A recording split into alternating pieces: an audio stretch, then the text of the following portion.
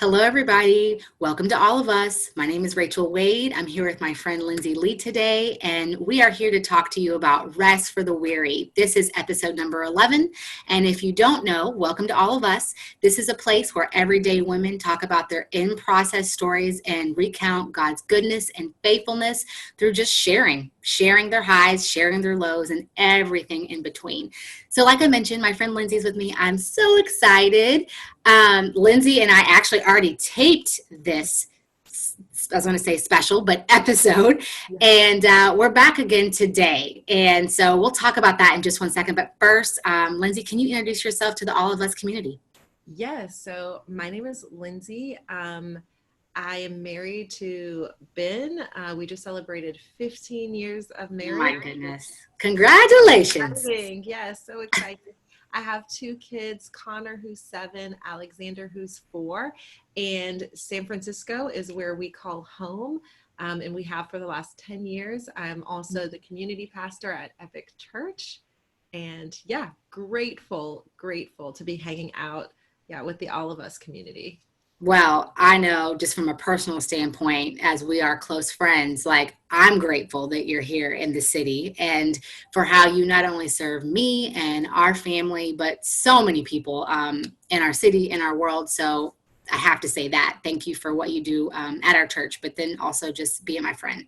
So this is the greatest privilege to be on here. I wish we were next to each other. Oh, I know. I do miss we were able to be super close and hug in person on the last episode. I didn't erase it, so who knows? Yes, we'll get back to that. Right. So before we get into it, I know you have many hidden talents. Some of them are not as hidden anymore, but tell us an interesting, funny fact about you that you'd like us to know.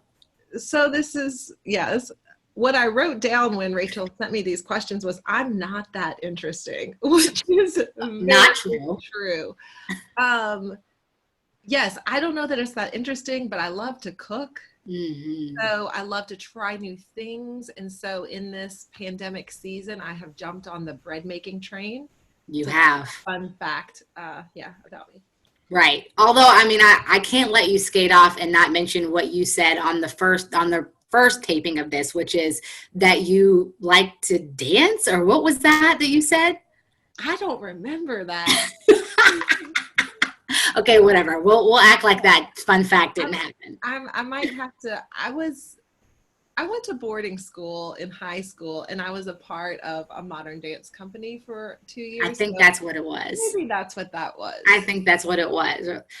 So, Lindsay, how did you come to know Jesus? How old were you? Tell us a quick snippet of that journey. Yeah, so when I was growing up, faith was not central to my family or in my house. And so it wasn't until I was 18 years old that I came to learn about Jesus. I came to follow Jesus. And then when I was 19, for the very first time, got involved with a local church and was baptized. And that's really where my faith journey began. So cool. So, we've talked about, we actually had a event at our local church here in San Francisco about resting for our moms group. And that's kind of where this conversation, at least between you and I, started about rest. What does that look like? What's the difference between soul care and self-care? Before this pandemic happened, I feel like that was kind of one of the hot topics, about, make sure you take care of yourself. And so we addressed that at our church here in San Francisco, but we thought that this was just such a great topic to touch on. And I think now, as we're retaping, we're in this pandemic. In Northern California, at least, we are still sheltered in place. A lot of the country is not anymore, but there's a lot that's changed in our lives. And this pandemic and how we even see rest is completely different than maybe we did in the first place. So give us your definition of what is rest? What's the difference between this whole self-care, soul care thing? And has the way that you rest now, is that different now that we're in this pandemic? Yes, absolutely. And I love, just even the chance we're having to have this conversation again, because in this pandemic season, I feel like rest, it's always been crucial and important. It's even more important now, and maybe even feels a little bit more difficult. So I'm so grateful to be talking about this, and also because it's not something I've figured out. It's something that I've struggled with, but I continue to fight for because I think that it's so important. So I defined rest a couple of different ways. I defined rest as Sabbath. I defined rest as pause, like the ability just to stop. Yes. I define rest as an inner peace. So when I talk about rest or soul care, that's what I'm talking about, is this inner peace no matter what is happening around us. So no matter what our circumstances are, no matter what's swirling around us externally, I define rest as the ability to have or to create space for this inner peace, even in the midst of that. And so, yeah, that's, and the difference I think between self-care, soul care, I mean, there's a lot of definitions, a lot of conversation about that. For me personally, I think self-care is important, and self-care even leads to soul care for me. Self-care can be a step towards rest for me. But when I think about self-care personally, I think about the physical self. I mean, even emotionally or mental self, but I think about external things. I think about tangible things.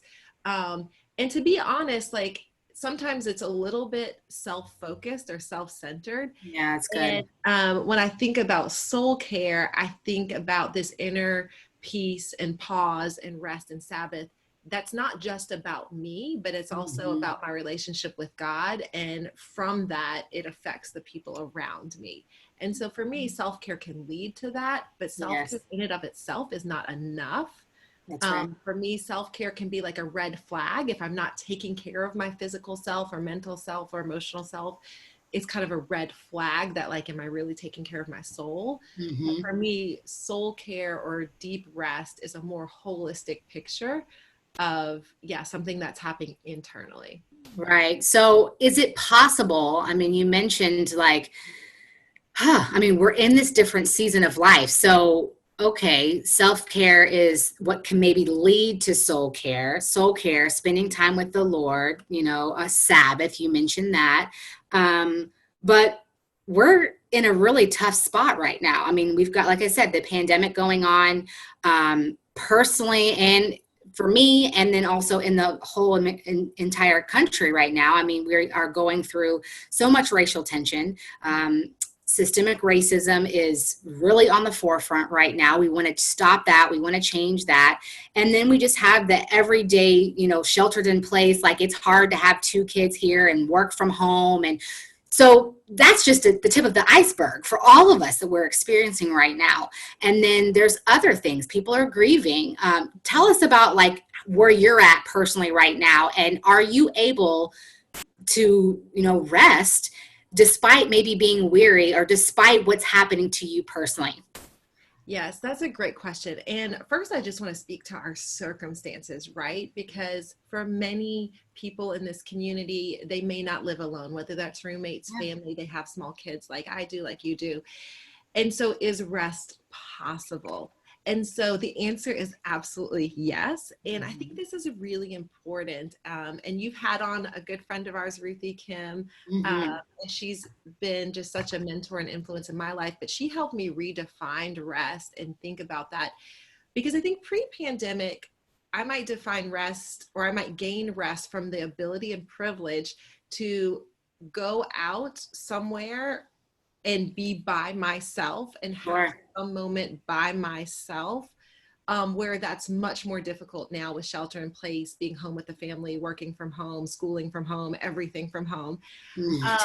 And so I think what's always been true, we're now experiencing a little different, is that rest or Sabbath for me, like, if I have to have that apart from my kids or apart from my family, then that's not actually rest. That's good. That's good. That's just time for myself. And that's important. And I still desire that and I want that. Sure. I do too. How do we get that right now? Yes. I mean, another conversation. The shower, I'm not sure. That's not even true.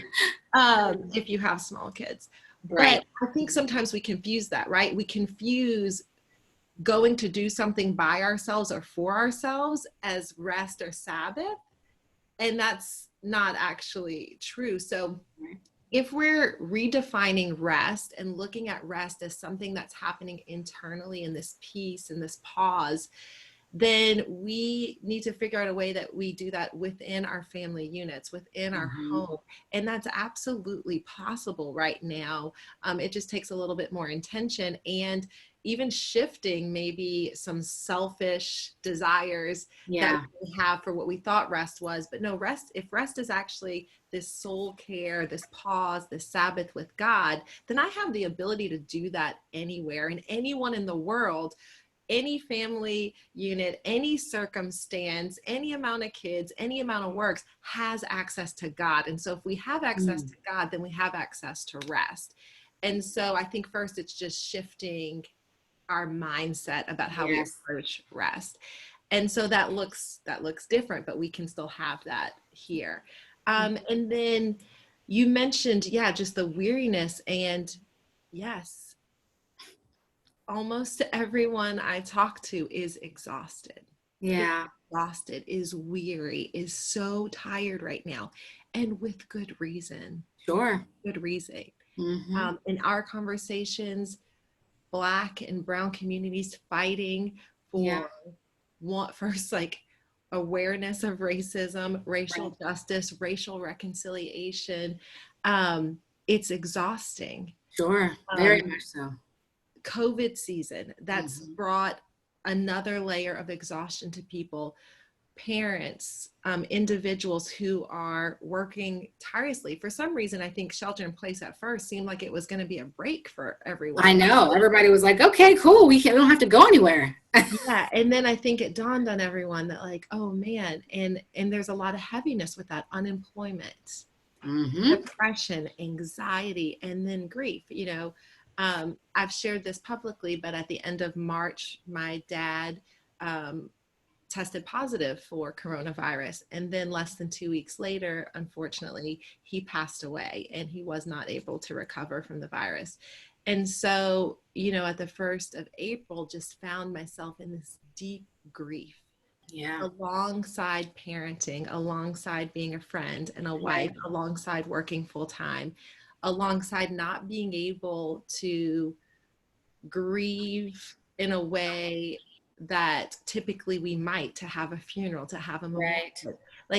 And so there's a lot of heaviness, there's a lot of weariness. But what I've found is, like, it's more important now that we're resting. The more weary we are, like, it's more important that we carve out time for that.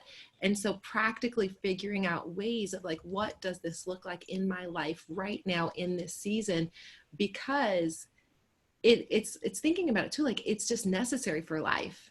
Yeah. For me to go and be present, for you to go and be present, for you to do the thing that you feel like God has placed on your heart, for us to be who we need to be. We can't do that right now if we're not resting. Right. So how do you do that, Lindsey? Like, how do you do that? What are some of the spiritual disciplines that you practice to spend that time with God, to refresh your mind, your heart, your soul?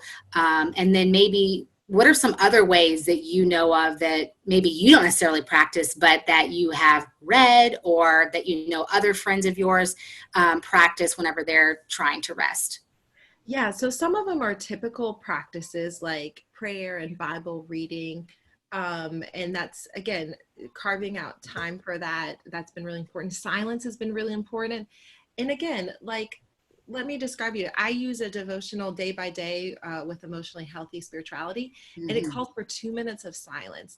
And, like, again, I wake up and my kids were up early, and so they're downstairs doing something else. But I decided I'm going to sit in my chair and have this silent time before God and with God. And so I it calls for 2 minutes of silence. That's a long time. That's a long time, though. So I press the button and I'm sitting there in silence, and all of a sudden my 4-year-old's like climbing on my head, pulling my face. This is real life. And you know what I did? I sat there anyway, and I kept my eyes closed, and I didn't answer him, and I let him climb on me, and I was just like, God, you're going to honor this. That's right. I'm not moving or speaking or opening my eyes until that timer goes off. Right, right. So it's doing that as a family, figuring out, hey, what's restful? So, like, for us to take moments of Sabbath, Mm-hmm. and not get caught in the trap of like, well, I didn't have a 24-hour Sabbath or a I 10, you know. know what? Which Like, so many people can get stuck in that it's not, and you don't want to make, this is not supposed to be legalistic. right. Like it gets stuck in what we think it should be, but going, you know what? No, our family's going to pause right now from work. So we're going to turn off the screens and we're going to turn off everything. We're going to shut all the laptops and we're going to come figure out something that would be life-giving for us. What's something that's life-giving for us as a family and that will connect us and therefore connect us with God? So maybe that's doing art, taking a walk. We can do that right now. Those have been things that have been helpful.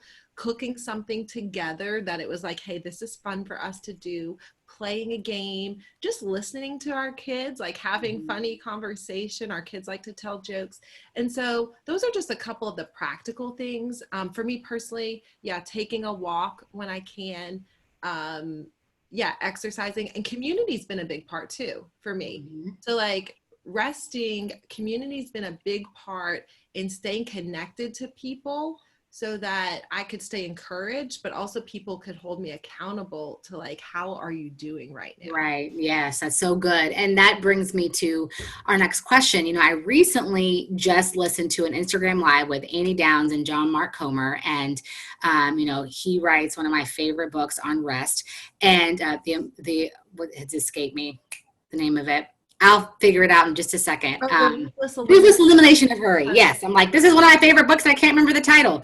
Anyway, he just did a live with Annie Downs, and she talked about how people in her life just got used to her taking a Sabbath and taking a moment to pause. And they actually, you know, like stopped asking her of things because they're like, oh, Annie, she Sabbaths on Saturday and that's what she does. So I'm bringing that up because I want to ask you, as followers of Christ and friends, how can we support one another and hold each other accountable for actually resting, you know, for taking a Sabbath? And then how do we be a part of that? How do we walk alongside one another so that we're saying, you know, yeah, rest is important?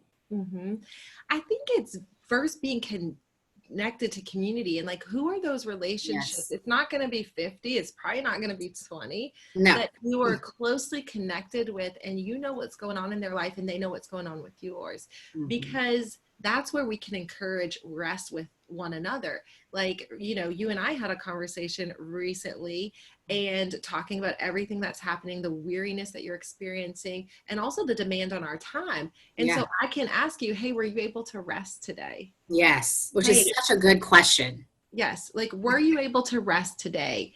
And then being able to gently say to one another, you know what, like, I know this is important and that's important and that's important. Like, I'm not saying that's not, but you know what, that can wait another day. Yes. Yeah. Like, it can wait another day. I would just encourage you, you know, to like shut down everything for a couple of hours. Everyone will be there when you get back. That's true. Yeah. And, you know, needs never stop coming. The demand for our attention and time never stops coming. And so it's up to us to encourage one another and remind each other of what's true. Yes. You can pause. You need to pause. Yes. And we almost think sometimes the work's so important, I can't. The conversation's so important, I can't stop. But because the work is so important, you must stop. Yes. Because the conversations you're having right now are so important, you must stop. Right. So that you can give your best and full self to what you're doing. And I think, yeah, we help each other with that. And so staying connected and making sure that you're asking good questions of your friends, but when they ask of you, that you're also being honest about. Absolutely. And, you know, one of the questions that you asked me that was so helpful was, you know, Rachel, like, I know that you are weary right now, you know, as your friend, like, how can I serve you? You know, how can I help you right now? And that to me is one of the most beautiful questions that we could ask of anybody, you know, to ask any of our friends. That very question, how can I serve you? How can I be with you during this time? Like, I know you're tired. I know you're weary. For me, it was you cooking a meal for me, 2 meals. We're not keeping a tally. I'm grateful. But it puts me in a position to have to really assess, you know, like, what do I need? You know, because most of the time I have a very hard time answering that question. So if you're like me out there and you're like, I have a hard time answering that question, that can give you a clue in on a lot too. But it's also saying to your friend, sometimes it can actually tell them like what your love language is, or it just merely just help them to serve you in a time where you need it. And we all need one another. And in some seasons, some of us will need more than in other seasons. Yeah. But to be able to bear that burden with one another, walk with each other, and serve one another, to me is so important. And so thank you for asking me that question. Yeah. And if I could just add something, I would say, if someone asks you, how can I help? And you can't answer that question, then I think that's a red flag for you. Oh, yeah, yeah. That is cause for you to pause and take a minute with God and to ask, like, God, what's going on in my heart right now that I either won't accept help or I won't let a friend in enough? Because I think that can be really revealing when we aren't willing to accept help that might add to our rest. Sure. That's typically a red flag for me. Yeah. So as we close up, I just kind of wanted to talk about too, like, we're all in process, and, we're never going to arrive at, I believe, we're never going to arrive at this place where we've like got resting down. A lot of people are actually working more hours than they ever have, being sheltered in place. Things are just all over the place. And so, how do we get to a point to where we're noticing where we're at on the scale of like not hitting the bathroom floor, but then also not being completely self-centered and just all about self? Like, where is that middle ground? And what's your advice to those that are watching on, best practices to make sure that we're not going to hit that bathroom floor and have an experience where, whether that's a panic attack, an anxiety attack, burnout, whatever it can be? How do we make sure that we don't get there, in your opinion? Yeah, that's a great question, because I've been there before. And I think it's first knowing yourself and like, how do you know when you're resting well and when you're not? So through a lot of work with therapy and work, my relationship with God and friends, like I've been able to discover and name, I know when I am resting well and I know when I'm not. I know when rest is present and I know when it's not. And so little red flags start to go up for me. And I think my closest friends are aware of those too now. So my closest friends know that like when I stop doing this, and this, I am not resting well.